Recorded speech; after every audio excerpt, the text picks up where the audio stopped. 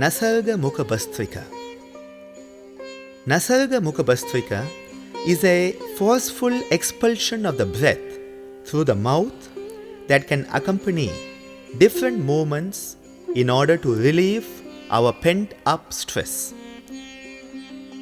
Take up a comfortable standing position and then start to shake your hands as vigorously as possible to loosen up the accumulated tensions of our daily life.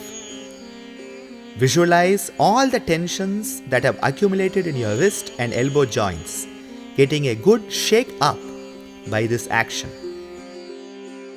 When you have got the tensions loosened up, take in a deep breath through your nose and clench your fist as if catching hold of all your tensions and stress. Now with a powerful blast through your mouth, whoosh away all your accumulated tensions as forcibly as possible. Again, shake your hands as fast as possible. Breathe in and catch hold of the stress and tension in your fist. Throw it all away with a big blast. Make sure that you are using your diaphragm muscle vigorously while blasting out the breath in this practice.